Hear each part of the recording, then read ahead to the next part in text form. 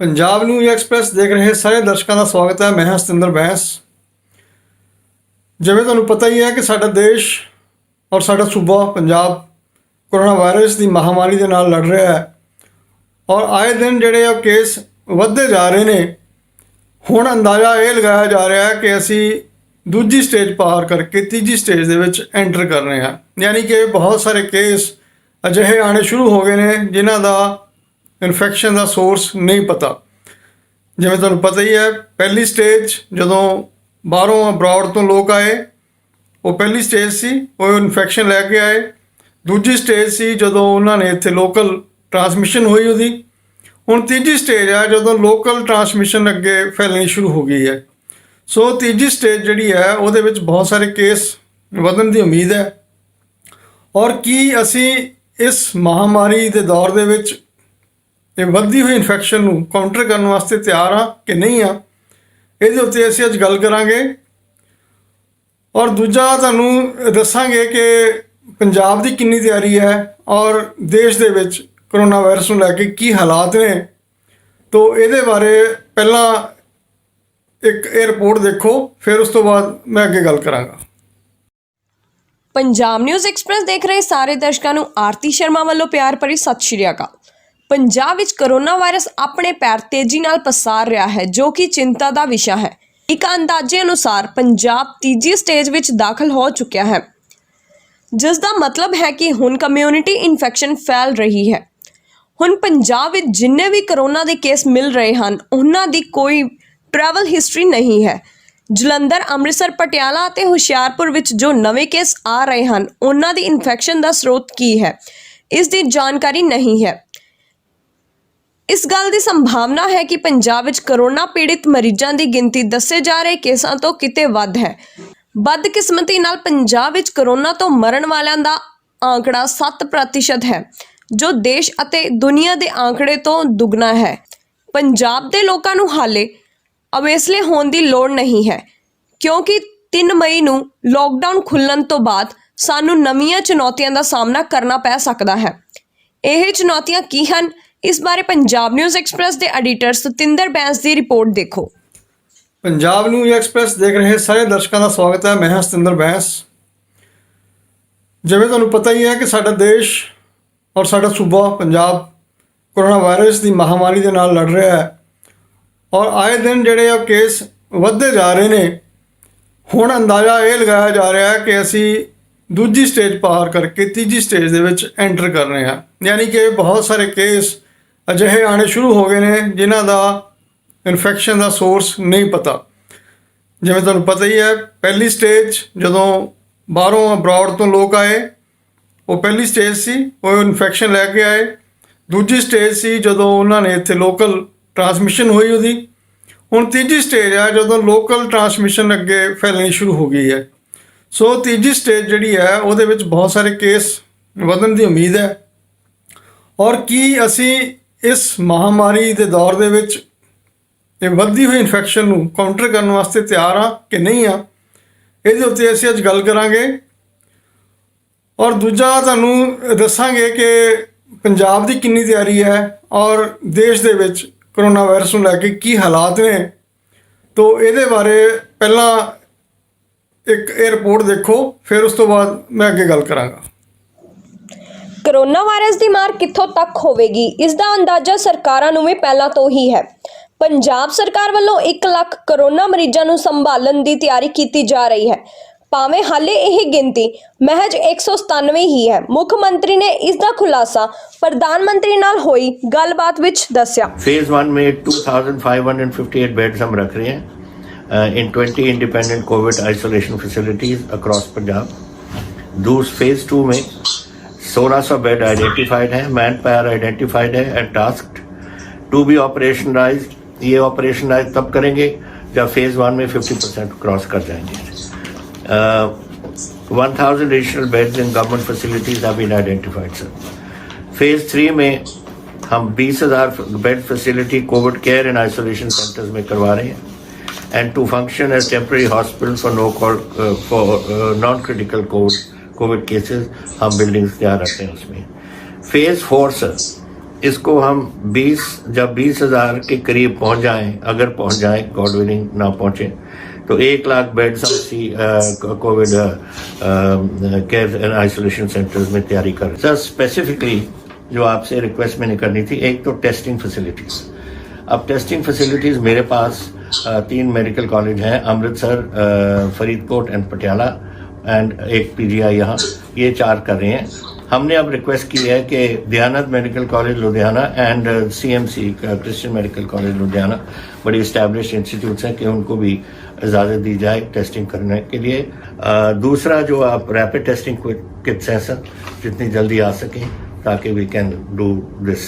Sir, the other one is health infrastructure upgradation. अब किसी को नहीं मालूम था कि ये कुछ हो रहा है, पर अब जो आ गया, तो we need to enhance health. आपको रिक्वेस्ट हमने की है कि हमें कोई ग्रांट इसके लिए दिया जाए। Sir, 500 crore we are requested.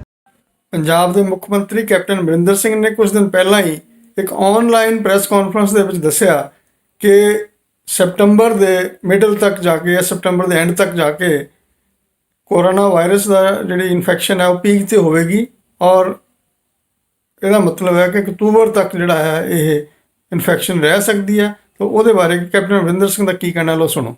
But I have a report which our experts have produced. We've got very able people who are there. They have senior medical officers and really top-class people in this profession of virology. They have said that they expect कि ये इसकी peak आएगी हिंदुस्तान में।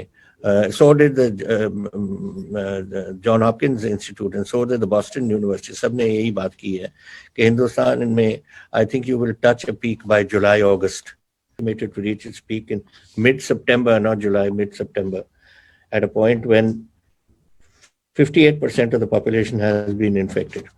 So here you are. When these figures come, then they are frightening figures. So we have to do what we can. And the beginning, this is the start of the battle. There's a lot to come yet. If they're predicting things are going to peak till October, look how many months are left. ਦੋਸਤੋ, ਜਿਵੇਂ ਤੁਹਾਨੂੰ ਪਤਾ ਹੀ ਹੈ ਕਿ ਸਾਰੇ ਦੇਸ਼ ਦੇ ਵਿੱਚ ਕਰੋਨਾ ਵਾਇਰਸ ਦੇ ਕਾਰਨ ਲਾਕਡਾਊਨ ਹੈ 3 ਮਈ ਤੱਕ, ਔਰ ਪੰਜਾਬ ਦੇ ਔਰ ਚੰਡੀਗੜ੍ਹ ਦੇ ਵਿੱਚ ਜਿਹੜਾ ਕਰਫਿਊ ਹੈ ਉਹ ਵੀ 3 ਮਈ ਤੱਕ ਜਾਰੀ ਰਹੇਗਾ। ਸਰਕਾਰ ਵੱਲੋਂ 3 ਮਈ ਤੋਂ ਲਾਕਡਾਊਨ ਨੂੰ ਖੋਲ੍ਹਣ ਦੀ ਯੋਜਨਾ ਬਣਾਈ ਜਾ ਰਹੀ ਹੈ, ਔਰ 20 ਅਪ੍ਰੈਲ ਤੋਂ ਬਾਅਦ ਕੁਝ ਥਾਵਾਂ ਦੇ ਉੱਤੇ ਕੁਝ ਰਿਲੈਕਸੇਸ਼ਨ ਜਿਹੜੀ ਉਹ ਦਿੱਤੀ ਜਾਵੇਗੀ। ਅੱਜ ਜਿਹੜੀ ਗੱਲ ਦੇ ਉੱਤੇ ਅਸੀਂ ਚਰਚਾ ਕਰਨੀ ਚਾਹੁੰਦੇ ਹਾਂ ਉਹ ਇਹ ਹੈ ਕਿ ਕੀ ਲਾਕਡਾਊਨ ਖੁੱਲ੍ਹਣ ਤੋਂ ਬਾਅਦ ਕਰੋਨਾ ਵਾਇਰਸ ਦੇ ਕੇਸ ਵਧਣਗੇ ਜਾਂ ਫਿਰ ਇਹਦਾ ਅਸਰ ਜਿਹੜਾ ਖਤਮ ਹੋ ਜਾਵੇਗਾ। ਤੁਹਾਨੂੰ ਇਹ ਦੱਸ ਦਈਏ ਕਿ ਇੰਡੀਆ ਦੇ ਵਿੱਚ ਜਿਹੜਾ ਲਾਕਡਾਊਨ ਲਗਾਇਆ ਗਿਆ ਸੀਗਾ ਉਹਦਾ ਬੇਸਿਕ ਰੀਜ਼ਨ ਇਹ ਸੀਗਾ ਕਿ ਜਿਹੜੀ ਵਾਇਰਸ ਦੀ ਇਨਫੈਕਸ਼ਨ ਹੈ ਉਹਨੂੰ ਕੁਝ ਸਮੇਂ ਵਾਸਤੇ ਸਲੋ ਡਾਊਨ ਕੀਤਾ ਜਾਵੇ। Indian council of medical research ਨੇ 23 ਮਾਰਚ ਨੂੰ ਇੱਕ ਰਿਪੋਰਟ ਛਾਪੀ ਸੀਗੀ, ਜਿਹਦੇ ਵਿੱਚ ਕਿਹਾ ਗਿਆ ਸੀਗਾ ਕਿ ਜਿਹੜੀ ਕਰੋਨਾ ਵਾਇਰਸ ਦੀ ਇਨਫੈਕਸ਼ਨ ਹੈ ਇਹਨੂੰ ਸਿਰਫ ਡਿਲੇ ਕੀਤਾ ਜਾ ਸਕਦਾ, ਟਾਲਿਆ ਨਹੀਂ ਜਾ ਸਕਦਾ, ਇਹਨੂੰ ਖਤਮ ਨਹੀਂ ਕੀਤਾ ਜਾ ਸਕਦਾ। ਯਾਨੀ ਕਿ ਜਿਹੜੀ ਕਮਿਊਨਿਟੀ ਇਨਫੈਕਸ਼ਨ ਹੈ ਉਹ ਅਲਟੀਮੇਟਲੀ ਹੋਣੀ ਹੀ ਹੋਣੀ ਹੈ। ਔਰ ਜੇ ਅਸੀਂ ਪੰਜਾਬ ਦੀ ਗੱਲ ਕਰੀਏ ਤਾਂ ਪੰਜਾਬ ਦੇ ਵਿੱਚ ਅਸੀਂ ਕਮਿਊਨਿਟੀ ਇਨਫੈਕਸ਼ਨ ਵਾਲੇ ਦੌਰ 'ਚ ਪਹੁੰਚ ਗਏ ਹਾਂ, ਜਿਹਨੂੰ 3rd ਸਟੇਜ ਵੀ ਕਿਹਾ ਜਾਂਦਾ ਹੈ, ਕਿਉਂਕਿ ਪੰਜਾਬ ਦੇ ਵਿੱਚ ਤਕਰੀਬਨ 30 ਦੇ ਕਰੀਬ ਕੇਸ ਇਹੋ ਜਿਹੇ ਮਿਲੇ ਨੇ ਜਿਨ੍ਹਾਂ ਦਾ ਕੋਈ ਵੀ ਸੋਰਸ ਜਿਹੜਾ ਉਹ ਨਹੀਂ ਮਿਲਿਆ ਹੁਣ ਤੱਕ।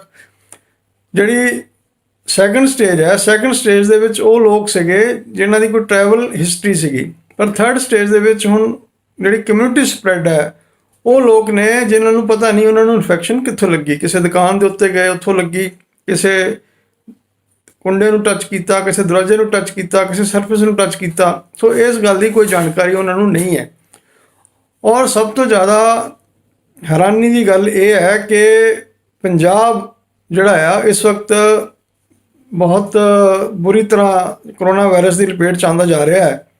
ਪੰਜਾਬ ਦੇ ਵਿੱਚ ਜਿਹੜਾ ਡੈਥ ਰੇਟ ਹੈ ਉਹ ਇਸ ਵਕਤ ਤਕਰੀਬਨ 7% ਹੈ, ਜਿਹੜਾ ਕਿ ਮਹਾਰਾਸ਼ਟਰ ਤੋਂ ਵੀ ਵੱਧ ਹੈ। ਮਹਾਰਾਸ਼ਟਰ ਦੇ ਵਿੱਚ 6.52 ਦੇ ਕਰੀਬ ਹੈ ਔਰ ਪੰਜਾਬ ਦੇ ਵਿੱਚ 6.98, ਯਾਨੀ ਕਿ ਤਕਰੀਬਨ 7% ਹੈ। ਹਾਲਾਂਕਿ ਮਹਾਰਾਸ਼ਟਰ ਦੇ ਵਿੱਚ ਬਹੁਤ ਸਾਰੇ ਜਿਹੜੇ ਕੇਸ ਹੈ ਉਹ ਆ ਰਹੇ ਨੇ, ਨਵੇਂ ਕੇਸ ਆ ਰਹੇ ਨੇ, ਔਰ ਪੰਜਾਬ ਦੇ ਵਿੱਚ ਵੀ ਜਿਹੜੇ ਨਵੇਂ ਕੇਸ ਉਹ ਆ ਰਹੇ ਨੇ। ਅੱਜ ਦੀਆਂ ਅਖਬਾਰਾਂ ਤੁਸੀਂ ਪੜ੍ਹੀਆਂ ਹੋਣੀਆਂ ਜਾਂ ਟੀਵੀ ਤੇ ਸੁਣਿਆ ਹੋਣਾ ਹੈ ਕਿ 8 ਜ਼ਿਲ੍ਹੇ ਜਿਹੜੇ ਸਾਡੇ ਹੈ ਪੰਜਾਬ ਦੇ ਉਹ ਹੌਟ ਸਪੌਟ ਨੇ, ਜਿਨ੍ਹਾਂ ਦੇ ਵਿੱਚ ਕੇਸ ਜਿਹੜੇ ਆ ਉਹ ਜ਼ਿਆਦਾ ਆ ਰਹੇ ਨੇ। 4 ਜ਼ਿਲ੍ਹੇ ਇਹੋ ਜਿਹੇ ਨੇ ਜਿੱਥੇ ਆਊਟਬ੍ਰੇਕ ਹੋਇਆ, ਯਾਨੀ ਕਿ ਵਾਈਡਲੀ ਆਊਟਬ੍ਰੇਕ ਹੋਇਆ, ਔਰ 4 ਜ਼ਿਲ੍ਹੇ ਇਹੋ ਜਿਹੇ ਨੇ ਜਿੱਥੇ ਕਲਸਟਰ ਆਊਟਬ੍ਰੇਕ ਹੋਇਆ। 4 ਜ਼ਿਲ੍ਹੇ ਜਿੱਥੇ ਕਲਸਟਰ ਹੌਟਸਪੌਟ ਨੇ ਉਹ ਹੈਗੇ ਮਾਨਸਾ, ਅੰਮ੍ਰਿਤਸਰ, ਲੁਧਿਆਣਾ ਅਤੇ ਮੋਗਾ। ਔਰ ਤੁਹਾਨੂੰ ਵੀ ਦੱਸ ਦਈਏ ਚੰਡੀਗੜ੍ਹ ਦਾ ਸ਼ਹਿਰ ਪੂਰਾ ਹੀ ਜਿਹੜਾ ਉਹ ਹੌਟਸਪੌਟ ਹੈ। ਤੋ ਇੱਥੇ ਜਿੱਥੇ ਹੌਟਸਪੌਟ ਨੇ ਉੱਥੇ ਕੋਈ ਵੀ ਰਿਲੈਕਸੇਸ਼ਨ ਜਿਹੜੀ ਆ ਉਹ 20 ਅਪ੍ਰੈਲ ਤੋਂ ਬਾਅਦ ਵੀ ਨਹੀਂ ਮਿਲੇਗੀ, ਯਾਨੀ ਕਿ 3 ਮਈ ਤੱਕ ਵੀ ਰਿਲੈਕਸੇਸ਼ਨ ਨਹੀਂ ਮਿਲੇਗੀ। ਔਰ 3 ਮਈ ਨੂੰ ਵੀ ਅਗਰ ਇੱਕ ਕੇਸ ਵੱਧ ਹੋਏ ਤਾਂ ਸ਼ਾਇਦ ਉਦੋਂ ਵੀ ਇੱਥੇ ਰਿਸਟ੍ਰਿਕਸ਼ਨ ਜਿਹੜੀਆਂ ਉਹ ਜਾਰੀ ਰਹਿਣਗੀਆਂ। ਸੋ ਉਸ ਚੀਜ਼ ਨੂੰ ਦੇਖਦੇ ਹੋਏ ਜਿਹੜਾ ਅੰਦਾਜ਼ਾ ਇਹ ਲਗਾਇਆ ਜਾਂਦਾ ਹੈ ਕਿ ਜਿਹੜਾ ਇਹ ਵਾਇਰਸ ਹੈ ਇਹ ਚੁੱਪ ਚਪੀਤੇ ਕਮਿਊਨਿਟੀ ਦੇ ਵਿੱਚ ਫੈਲ ਰਿਹਾ, ਕਿਉਂਕਿ ਸਾਡੀ ਟੈਸਟਿੰਗ ਬਹੁਤ ਘੱਟ ਹੋ ਰਹੀ ਹੈ, ਉਹਦੇ ਕਰਕੇ ਜਿਹੜੇ ਕੇਸ ਸਾਹਮਣੇ ਨਹੀਂ ਆ ਰਹੇ। ਕਾਉਂਸਲ ਆਫ ਮੈਡੀਕਲ ਰਿਸਰਚ ਨੇ ਹੁਣ ਕਿਹਾ ਹੈ ਕਿ ਜਿਹੜੇ ਕੋਲਡ ਸਪੌਟ ਨੇ, ਯਾਨੀ ਕਿ ਜਿੱਥੇ ਹਾਲੇ ਕੇਸ ਨਹੀਂ ਹੈ ਉੱਥੇ ਨਹੀਂ ਆ ਰਹੇ, ਉੱਥੇ ਵੀ ਟੈਸਟਿੰਗ ਜਿਹੜੀ ਹੈ ਵਧਾਈ ਜਾਵੇ। ਕਿਉਂਕਿ ਜੇ ਅਸੀਂ ਇਸ ਤਰ੍ਹਾਂ ਬੈਠ ਗਏ ਕਿ ਹੌਟ ਸਪੌਟ ਦੇ ਉੱਤੇ ਸਾਡਾ ਫੋਕਸ ਰਿਹਾ ਔਰ ਕੋਲਡ ਸਪੌਟ ਜਿਹੜੇ ਹੈਗੇ ਜਿੱਥੇ ਹੁਣ ਤੱਕ ਕੇਸ ਨਹੀਂ ਹੈਗੇ ਉੱਥੇ ਕਮਿਊਨਿਟੀ ਸਪਰੈਡ ਹੁੰਦਾ ਰਿਹਾ ਤਾਂ ਇਹ ਇੱਕ ਬਹੁਤ ਖਤਰਨਾਕ ਜਿਹੜੀ ਗੱਲ ਹੋਵੇਗੀ।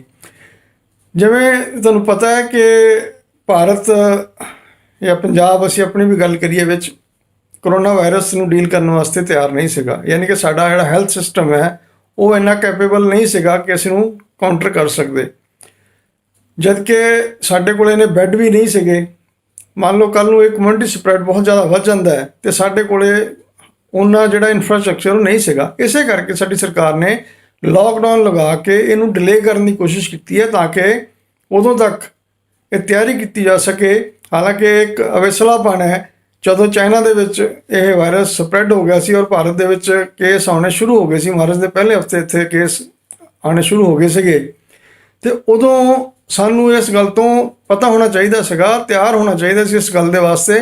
ਪਰ ਉਦੋਂ ਅਸੀਂ ਇੰਟਰਨੈਸ਼ਨਲ ਫਲਾਈਟਸ ਵੀ ਆਉਂਦੀਆਂ ਰਹੀਆਂ ਔਰ 에ਅਰਪੋਰਟ ਦੇ ਉੱਤੇ ਕੋਈ ਜ਼ਿਆਦਾ ਚੈੱਕਅਪ ਨਹੀਂ ਹੁੰਦਾ ਸੀਗਾ। ਸੋ ਉਹ ਸਾਰੇ ਕੇਸ ਜਿਹੜੇ ਬਾਹਰੋਂ ਆਏ, NRIs ਤੋਂ ਆਏ, ਅਬਰੋਡ ਜਿਹੜੇ ਸਾਡੇ ਲੋਕ ਵੀ ਗਏ ਸੀ ਉਹਨਾਂ ਤੋਂ ਆਏ, ਔਰ ਅਲਟੀਮੇਟਲੀ ਉਹ ਜਿਹੜਾ ਇੱਕ ਇੱਥੇ ਆ ਕੇ ਸਪਰੈਡ ਹੋ ਗਿਆ। ਅਸੀਂ ਬਹੁਤ ਸਾਰੇ NRIs ਸਾਡੇ ਹੈਲਥ ਡਿਪਾਰਟਮੈਂਟ ਨੇ ਔਰ ਐਡਮਿਨਿਸਟ੍ਰੇਸ਼ਨ ਨੇ ਟਰੇਸ ਕੀਤੇ, ਉਹਨਾਂ ਦੇ ਕੰਟੈਕਟ ਟਰੇਸ ਕੀਤੇ, ਪਰ ਇਹ ਕਦੇ ਵੀ ਪੋਸੀਬਲ ਨਹੀਂ ਹੁੰਦਾ ਕਿ ਸਾਰੇ ਕੰਟੈਕਟਸ ਜਿਹੜੇ ਆ ਉਹ ਟਰੇਸ ਕੀਤੇ ਜਾ ਸਕਣ ਜਾਂ ਉਹਨਾਂ ਦੇ ਜਿਹੜੇ ਚੁੱਪ ਚਪੀਤੇ ਜਿਹੜੀ ਉਹਨਾਂ ਨੇ ਸਾਇਲੈਂਟਲੀ ਇਨਫੈਕਸ਼ਨ ਫੈਲਾਤੀ ਹੈ ਉਹਨੂੰ ਟਰੇਸ ਕੀਤਾ ਜਾ ਸਕੇ। ਸੋ ਉਹਦੇ ਰਿਜ਼ਲਟ ਜਿਹੜੇ ਆ ਹੁਣ ਆਉਣੇ ਸ਼ੁਰੂ ਹੋ ਗਏ ਆ। ਕੱਲ੍ਹ ਪਟਿਆਲੇ ਦੇ ਵਿੱਚ 6 ਕੇਸ ਜਿਹੜੇ ਆ ਉਹ ਮਿਲੇ ਆ, ਜਿੱਥੇ ਕਿ ਪਟਿਆਲਾ ਹੁਣ ਤੱਕ ਸੇਫ ਸੀਗਾ, ਸਿਰਫ ਇੱਕ ਕੇਸ ਉੱਥੇ ਸੀਗਾ ਔਰ ਅਚਾਨਕ ਉੱਥੇ ਕੇਸ ਆ ਗਏ। ਪਠਾਨਕੋਟ ਦੇ ਵਿੱਚ ਵੀ ਇਸੇ ਤਰੀਕੇ ਹੈ, ਤਕਰੀਬਨ 10 ਕੇਸ ਆਏ ਆ ਜਿਨ੍ਹਾਂ ਦਾ ਕੋਈ ਸੋਰਸ ਹੈ ਉਹ ਨਹੀਂ ਪਤਾ। ਜਲੰਧਰ ਦੇ ਵਿੱਚ ਇਸ ਤਰ੍ਹਾਂ ਹੀ ਬਹੁਤ ਸਾਰੇ ਕੇਸ ਆਏ ਆ ਜਿੱਥੇ ਜਿਨ੍ਹਾਂ ਦਾ ਸੋਰਸ ਨਹੀਂ ਪਤਾ। ਔਰ ਮੋਹਾਲੀ ਦੇ ਵਿੱਚ ਇੱਕ ਪਿੰਡ ਦੇ ਵਿੱਚ ਹੀ, ਜਵਾਹਰਪੁਰ ਪਿੰਡ ਦੇ ਵਿੱਚ 38 ਕੇਸ ਜਿਹੜੇ ਆ ਉਹ ਕਰੋਨਾ ਵਾਇਰਸ ਦੇ ਪੋਜ਼ਿਟਿਵ ਮਿਲੇ ਆ ਜਿਨ੍ਹਾਂ ਦਾ ਕੋਈ ਸੋਰਸ ਨਹੀਂ ਪਤਾ। ਮੈਨੂੰ ਲੱਗਦਾ ਹੈ ਕਿ ਇਹ ਜ਼ਿੰਮੇਵਾਰੀ ਸਿਰਫ ਲੋਕਾਂ ਦੇ ਉੱਤੇ ਹੀ ਹੈ ਕਿ ਉਹ ਆਪਣਾ ਬਚਾਅ ਕਰਨ, ਕਿਉਂਕਿ ਲਾਕਡਾਊਨ ਤੋਂ ਬਾਅਦ ਇਹ ਇਨਫੈਕਸ਼ਨ ਇੱਕ ਵਾਰੀ ਵਧੇਗੀ, ਇਹਨੂੰ ਕੋਈ ਨਹੀਂ ਰੋਕ ਸਕਦਾ। ਔਰ ਇਹ ਕਿੰਨੀ ਵਧੇਗੀ ਇਹਦੇ ਬਾਰੇ ਹਾਲੇ ਤੱਕ ਕੋਈ ਅੰਦਾਜ਼ਾ ਨਹੀਂ ਹੈ, ਕਿਉਂਕਿ ਇੰਪੀਰੀਅਲ ਕਾਲਜ ਲੰਡਨ ਦੀ ਇੱਕ ਰਿਪੋਰਟ ਹੈ ਜਿਹਦੇ 'ਚ ਉਹਨਾਂ ਨੇ ਦੱਸਿਆ ਹੈ ਕਿ ਰਿਸਰਚ ਕੀਤੀ ਹੈ ਕਿ ਜਿਹੜਾ ਇੰਡੀਆ ਦੇ ਵਿੱਚ ਜਿਹੜੀ ਰਿਪੋਰਟਿੰਗ ਹੋ ਰਹੀ ਹੈ ਬਹੁਤ ਘੱਟ ਹੋ ਰਹੀ ਹੈ। ਹੁਣ ਤੱਕ ਜੋ ਡੈਥ ਰਿਪੋਰਟ ਹੋਈਆਂ ਉਹਦੇ ਮੁਤਾਬਕ ਉਹਨਾਂ ਨੇ ਜਿਹੜਾ ਰਿਸਰਚ ਪੇਪਰ ਬਣਾਇਆ ਹੈ ਉਹਦੇ ਮੁਤਾਬਕ ਇੰਡੀਆ ਦੇ ਵਿੱਚ 22 ਮਾਰਚ ਨੂੰ 32,000 ਤੋਂ ਲੈ ਕੇ 36,000 ਦੇ ਕਰੀਬ ਜਿਹੜੇ ਆ ਲੋਕ ਇਨਫੈਕਟ ਹੋ ਚੁੱਕੇ ਸੀ, ਜਦ ਕਿ ਸਾਡੀ ਸਰਕਾਰੀ ਫਿਗਰ ਜਿਹੜੀ ਉਹ ਤਕਰੀਬਨ 900 ਦੇ ਕਰੀਬ ਸੀਗੀ। ਤੋ ਉਸ ਤੋਂ ਅੰਦਾਜ਼ਾ ਲਾਇਆ ਜਾ ਸਕਦਾ ਹੈ ਕਿ ਜਿਹੜੀ ਇਨਫੈਕਸ਼ਨ ਦਾ ਰੇਟ ਹੈ ਉਹ ਕਿੰਨਾ ਜ਼ਿਆਦਾ ਹੈ। ਔਰ ਇਸ ਇਨਫੈਕਸ਼ਨ ਦੇ ਫੈਲਣ ਦਾ ਅੰਦਾਜ਼ਾ ਇਸ ਗੱਲ ਤੋਂ ਲਾਇਆ ਜਾ ਸਕਦਾ ਹੈ ਕਿ ਪਹਿਲਾ 1 ਲੱਖ ਕੇਸ ਜਿਹੜਾ ਦੁਨੀਆ ਦੇ ਵਿੱਚ ਹੋਇਆ ਉਹਨੂੰ ਤਕਰੀਬਨ 4 ਮਹੀਨੇ ਲੱਗੇ ਸੀਗੇ, ਔਰ ਜਿਹੜਾ ਅਗਲਾ 1 ਲੱਖ ਹੋਇਆ ਯਾਨੀ ਕਿ ਡਬਲ ਰੇਟ ਹੋਇਆ ਜਦੋਂ, ਉਹਨੂੰ ਸਿਰਫ 12 ਜਾਂ 13 ਦਿਨ ਲੱਗੇ। ਸੋ ਇਸ ਤੋਂ ਅੰਦਾਜ਼ਾ ਲਗਾ ਸਕਦੇ ਹਾਂ ਕਿ ਇਸ ਇਨਫੈਕਸ਼ਨ ਇਹਦੀ ਕਿੰਨੀ ਤੇਜ਼ ਜਿਹੜੀ ਆ ਉਹ ਫੈਲਦੀ ਹੈ। ਤਾਂ ਮੁੱਖ ਦੀ ਗੱਲ ਆਪਾਂ ਜੇ ਪੰਜਾਬ ਦੀ ਕਰੀਏ ਤੇ ਪੰਜਾਬ ਇਸ ਵਕਤ ਤਿਆਰ ਹੈ, ਜੋ ਵੀ ਇਨਫੈਕਸ਼ਨ ਫੈਲੇਗੀ ਵਧੇਗੀ ਉਹਦੇ ਵਾਸਤੇ। ਇੱਕ ਹੋਰ ਉਮੀਦ ਜਿਹੜੀ ਇਸ ਕਰੋਨਾ ਵਾਇਰਸ ਦੇ ਕ੍ਰਾਈਸਿਸ ਤੋਂ ਜਾਗੀ ਹੈ ਉਹ ਇਹ ਹੈ ਕਿ ਹੁਣ ਸਾਡੀਆਂ ਆਉਣ ਵਾਲੀਆਂ ਸਰਕਾਰਾਂ ਜਿਹੜੀਆਂ ਹੈ ਉਹ ਹੈਲਥ ਦੇ ਬਾਰੇ ਜ਼ਿਆਦਾ ਅਵੇਅਰ ਹੋਣਗੀਆਂ, ਹੈਲਥ ਦਾ ਬਜਟ ਵਧਾਉਣਗੀਆਂ ਔਰ ਐਜੂਕੇਸ਼ਨ ਔਰ ਹੈਲਥ ਜਿਹੜੇ ਆ ਦੋਨੋਂ ਨੈਗਲੈਕਟਡ ਜਿਹੜੇ ਏਰੀਆ ਸੀਗੇ ਉਹਦੇ ਬਾਰੇ ਜਿਹੜੇ ਪੋਲੀਟੀਸ਼ੀਅਨ ਹੈ ਸਾਡੇ ਇਹਨਾਂ ਨੂੰ ਸੋਚਣਾ ਪਵੇਗਾ। ਸੋ ਇਸ ਉਮੀਦ ਦੇ ਨਾਲ ਕਿ ਪੰਜਾਬ ਜਿਹੜਾ ਹੱਸਦਾ ਵਸਦਾ ਰਹੇ ਔਰ ਇੱਥੇ ਨਾ ਜ਼ਿਆਦਾ ਨੁਕਸਾਨ ਨਾ ਹੋਵੇ, ਸਤਿੰਦਰ ਬੈਂਸ ਤੁਹਾਡੇ ਤੋਂ ਅਲਵਿਦਾ ਲੈਂਦਾ ਹੈ ਅਤੇ ਉਮੀਦ ਕਰਦਾ ਕਿ ਤੁਹਾਨੂੰ ਇਹ ਪ੍ਰੋਗਰਾਮ ਪਸੰਦ ਆਇਆ ਹੋਵੇਗਾ। ਜੇ ਪਸੰਦ ਆਇਆ ਤਾਂ ਕਾਈਂਡਲੀ ਇਸ ਚੈਨਲ ਨੂੰ ਸਬਸਕ੍ਰਾਈਬ ਜ਼ਰੂਰ ਕਰੋ। ਬਹੁਤ ਬਹੁਤ ਧੰਨਵਾਦ।